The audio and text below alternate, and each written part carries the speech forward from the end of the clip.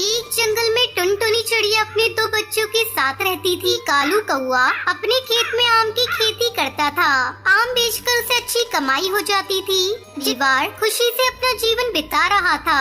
एक दिन टुनटुनी से कहती है, अरे पिंकी के बापू, मैं सोच रही थी इस बार नए साल पे अपने बच्चों को लेकर कहीं बाहर घुमाने चलते हैं। मेरी सारी सहेलियां नए साल की पार्टी मनाने शहर जा रही हैं। आप भी हम लोगों को लेकर शहर चलिए ना। नहीं बेटा, तुम्हें पता है ना, शहर में महामारी फिर से फैलने लगी है। ऐसे में पार्टी करना ठीक नहीं। ऐसा करो, तुम लोग इस साल घर में रहकर ही नया साल मना लेना। कुछ दिन इसी तरह बीत जाते हैं। एक दिन कालू जब अपने खेत पर आम को तोड़ने के लिए जाता है तो देखता है कि उसकी सारी फसल बर्बाद हो चुकी थी। वो दुखी होकर घर लौटता है। उसे दुखी देखकर उसकी बेटी पूछती है, जी आज आप बहुत उदास लग रहे हैं। आज आप हमारे लिए मिठाइयाँ भी नहीं लाए। हाँ जी, आज ऐसी कौन सी बात हो गई? पहले कभी आपको इतना उदास और दुखी नहीं देखा।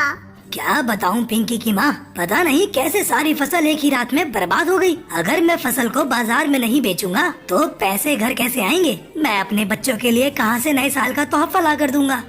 आप चिंता क्यों करते हो जी? हम कल ही अपने खेत में जाकर सारे खराब पेड़ों को हटाकर उसकी जगह नए आम के पेड़ को लगाएंगे। जहाँ तक बच्चों की बात है तो हमारे दोनों बच्चे बहुत ही समझदार हैं। वो पहाड़ के लिए जिद नहीं करेंगे। अगले दिन कालू और टुनटुनी खेत पर जाकर खेत से सारे खराब पौधे उखाड़ रहे थे। तभी उन्हें पौधों के बीच में एक पक्षी कराहता हुआ मिला। अजी सुनते हो जी, जल्दी इधर आओ। ये देखो, यहाँ एक पक्षी घायल पड़ा है, लेकिन अभी भी उसकी सांसें चल रही है।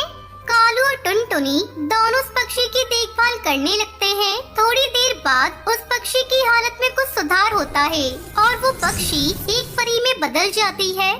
आप लोगों ने मेरी जान बचाई है। मैं अपने दुश्मनों से बचने के लिए आपके खेत में गई थी, लेकिन उन्होंने मुझे ढूंढकर मुझे घायल कर दिया। अगर आपने मेरी जान नहीं बचाई होती तो पता नहीं मैं कब तक यहाँ पड़ी रहती और मेरी मौत हो जाती। मेरे दुश्मनों ने मुझे ढूंढने के लिए आपका सारा आम का बगीचा बर्बाद कर दिया। आपने मेरी जान बचाई है, इसके लिए मैं आप लोगों को कुछ देना चाहती हूँ। ये लीजिए, मैं आपको आम के कुछ जादुई बीज दे रही हूँ, जिसे अपने खेत में डाल देना। टुनटुनी को बीज देकर वो परी वहाँ से गायब हो जाती है। आम के बीज को अपने खेत में डाल देते हैं।